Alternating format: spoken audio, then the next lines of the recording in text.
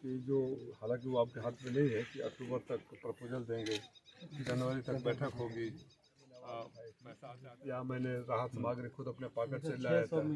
हाँ, मैं खुद सामान ला कर बांटा कि वो सरकार कुछ नहीं कर रही थी, वो सब किया था। सारे लोग गवाह हैं, पत्रकार साथी भी गवाह हैं।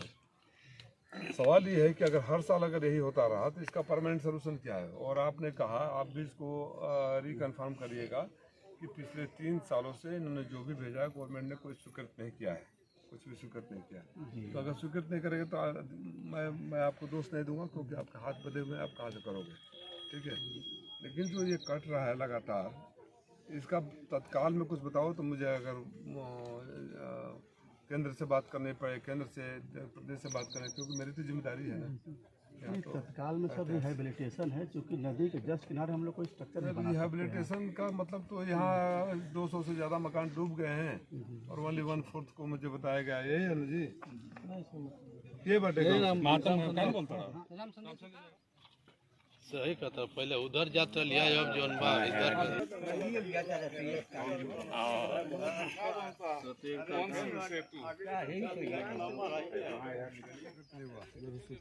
सर 22-23 में हम लोग 19.25 और 19.65 की 2 परियोजना, 23-24 में अब चूँकि गाँव नई बस्ती कट गई थी तो हम लोग केवल पुरानी बस्ती के लिए हम लोग दिए 22.43.33%। इसमें लॉजिक ये लगाया जाता था कि जैसे बाढ़ पीरियड में पानी भर जाएगा तो फिर ये आपका कराया हुआ काम अगर क्षतिग्रस्त होता है तो आप कैसे काम कराने जाओगे, मटेरियल कैसे उपलब्ध होगा। अब इसके लिए जैसे बंधा बन रहा जो प्रपोज है सर, हम मतलब नियरेस्ट पोजीशन तक हम पहुंच सकते हैं। अब इसके बाद जो भी एंटी इरोजन वर्क होगा वहाँ तक पहुँच हो जाएगा। एंटी इरोजन वर्क के लिए तो आप बोल्डर वगैरह रखोगे नहीं, तो परमानेंट कंक्रीट का वो बनाओगे? सर बोल्डर जियो बैग होता है सर, जियो बैग इस समय जियो बैग का काम मैक्सिमम हो रहा है सर। जियो बैग और उसके जियो का ट्यूब है और उसका जाली भी है। हाँ जी, वो बोल्डर से भी अच्छा काम करता है इसके जगह पे। यहाँ के जो पूर्व लेखपाल थे तो वे लोग जो लोग पैसा देते थे उनको जमीन आवंटित करते थे, और उन लोग के खाते में जो पैसा सरकारी कोटे से राहत आती है उसको देते थे। जो पैसा नहीं दिए उनको नहीं मिला। कौन थे लेखपाल? लेखपाल आशुतोष पांडे और अभिषेक आशुतोष पांडे ने बहुत गेम खेला है, पैसा का बहुत ही वो व्यवस्था हो चल गया। मतलब कटान का एक विवेक राय था, विवेक राय और आशुतोष पांडे 2 लोग थे उस समय। विवेक राय आशुतोष ज्यादा दोनों लोग थे उस समय। यहाँ की जो जिम्मेवारी थी, यहाँ पर नदी कटान कर रही है, आवास लोन समस्या, क्या कुछ मामला पूरा? मेरे लिए व्यक्तिगत रूप से पीड़ादायक है। मैं कुछ वर्ष पहले यहाँ आया था और आप लोग गवाह हैं, जब ये कटान शुरू हुआ था और गांव के गांव डूब रहे थे, लोगों को रहने का जगह नहीं था।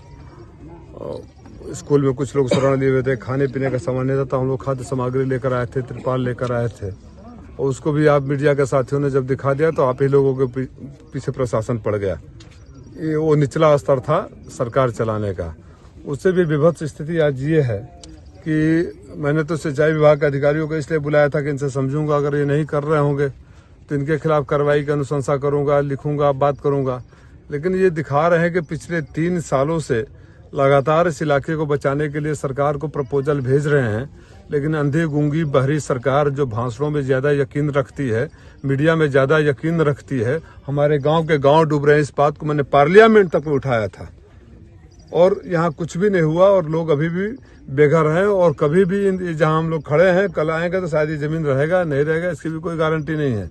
कुछ लोगों को पट्टा के जो मिला था वो आज तक नहीं मिला, तो इससे ज्यादा संवेदन शून्य सरकार क्या हो सकती है।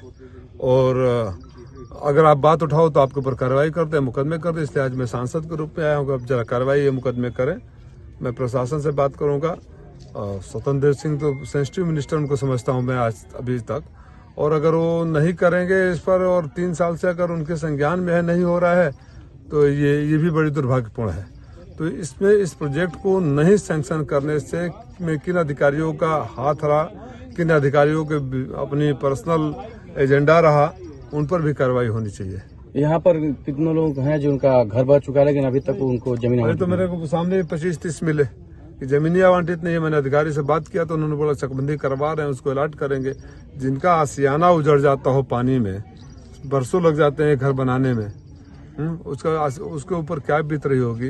रात को बेचारे सोएंगे, सुबह उठेंगे कि तो उनका घर रहेगा कि नहीं रहेगा, उनके परिवार के लोग रहेंगे नहीं रहेंगे, इस बात की गारंटी न हो। वो सरकार सो रही हो 3 सालों से। माननीय मुख्यमंत्री जी से भी मैं अनुरोध करूंगा कि आपके पड़ोस का जिला है, आपके बगल में है, इतनी तो संवेदनता होनी चाहिए कि अगर आपके सरकार के पास लगातार 3 साल से प्रपोजल जा रहे हैं तो आपकी कौन सी व्यवस्था है, क्यों हमारे इलाके के लोगों को आप मारना चाहते हैं, इसकी जवाबदेही तो सरकार की बनेगी।